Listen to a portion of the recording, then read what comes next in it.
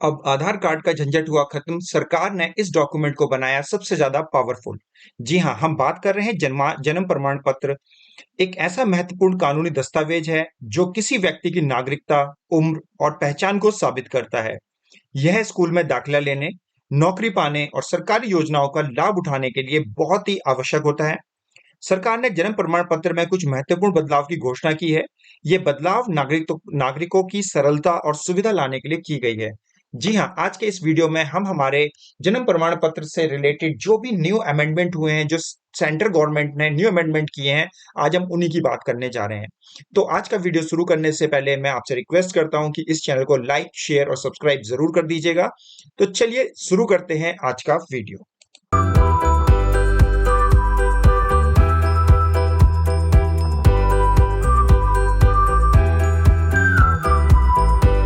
जो भी आपके अमेंडमेंट्स हुए हैं, जो भी आपके बर्थ सर्टिफिकेट में जो चेंजेस किए गए हैं, वो 1 अक्टूबर 2023 से वैलिड होने वाले हैं।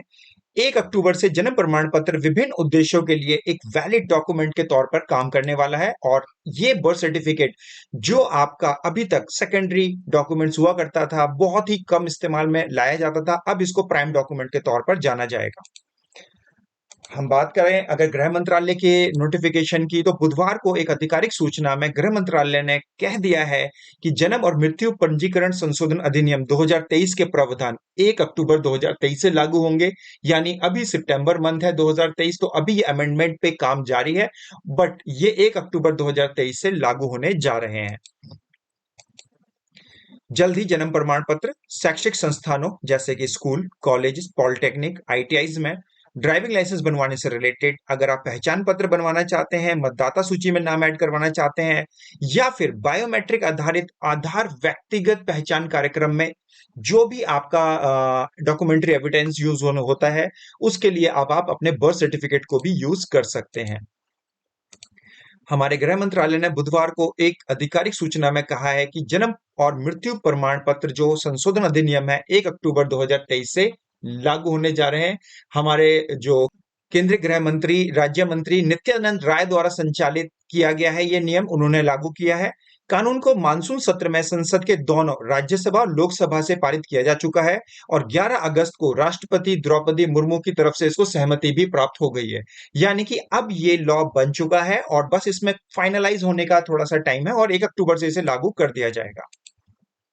कानून अंततः सार्वजनिक सेवाओं और सामाजिक लाभों को डिजिटल रजिस्ट्रेशन और कुशल पार्ट ट्रांसपेरेंसी के लिए बनाया गया है। यानी कि आप जितने भी सामाजिक सेवाएं लेते हैं, जितने भी सोशल एडवांटेजेस के लिए आप आधार कार्ड जैसे डॉक्यूमेंट पर निर्भर हुआ करते थे और उसमें ट्रांसपेरेंसीज के लिए आप आधार पर डिपेंड हुआ करते थे, तो आधार के साथ साथ अब आप अपने बर्थ सर्टिफिकेट के लिए भी बर्थ सर्टिफिकेट को भी आप इस तरीके से इस्तेमाल कर पाएंगे और इन सेवाओं का लाभ ले पाएंगे।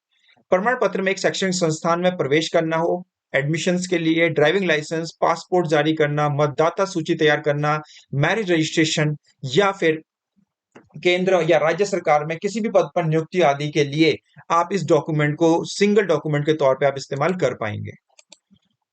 अभी तक जैसे आप कोई बच्चा किसी हॉस्पिटल में जन्म लेता था, तो उस हॉस्पिटल का जो रजिस्ट्रार, उस हॉस्पिटल के जो एमडीज होते थे, वो एक लेटर आपके रजिस्ट्रार के पास भेजते थे रजिस्ट्रेशन के लिए। मतलब जब कोई बच्चा किसी हॉस्पिटल में जन्म लेता था, तो उस बच्चे के पेरेंट्स के जो डॉक्यूमेंट्स होते थे, उसका एक लेटर आपका एक एमडी जो होता था उस हॉस्पिटल का, वो एक लेटर आपके बर्थ और डेथ रजिस्ट्रार के पास भेजता था। लेकिन अब यहाँ पर जो बच्चा पैदा होगा, उसमें बच्चे के साथ उसके पेरेंट्स का डेटा भी यहाँ पर भेजा जाएगा, ताकि उसमें हर एक चीज को ट्रांसपेरेंट किया जा सके, उन सब चीजों को बताया जा सके। लेकिन अगर कोई बच्चा, यह प्रावधान जेल में बच्चे के जन्म के मामले में जेलर पर और ऐसी जगह पर बच्चे के जन्म के मामले में होटल या लॉज के प्रबंधक पर भी लागू होता है। जैसे कि फॉर एग्जांपल हम समझते हैं कि पहले बच्चे का बर्थ होता था किसी हॉस्पिटल में, तो वहां बच्चे के माता पिता और हॉस्पिटल का एमडी एक लेटर रजिस्ट्रार के पास भेजता था। लेकिन अगर यही जन्म किसी जेल के अंदर में होता है, तो उस जेल का जो वार्डन होगा, जो जेलर होगा, वह अपने लेटर के साथ ये इंफॉर्मेशन रजिस्ट्रार के पास भेजेगा। अगर बच्चे का जन्म किसी लॉज या होटल में होता है, तो उस होटल के मालिक की रिस्पॉन्सिबिलिटी होगी कि वो इस चीज की इंफॉर्मेशन बर्थ और डेथ सर्टिफिकेट रजिस्ट्रार के पास भेजे।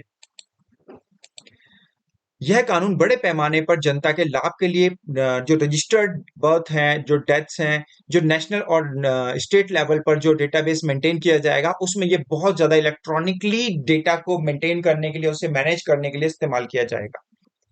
तो इस कानून के बनने के बाद, इस अमेंडमेंट के लागू होने के बाद, तो आप अपने डॉक्यूमेंट्स को श्योर कीजिए। क्या आपका बर्थ सर्टिफिकेट आपके पास है? अगर नहीं है, तो आप इसे ऑनलाइन अप्लाई करके भी बनवा सकते हैं।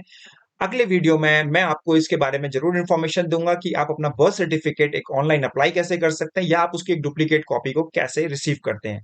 तो बस आज मैं आपको इसी चीज़ की इन्फॉर्मेशन देने के लिए आया था। नेक्स्ट वीडियो में मैं आपको जल्द ही इससे रिलेटेड और ज़्यादा इन्फॉर्मेशन दूँगा। तो आज के लिए बस इतना ही।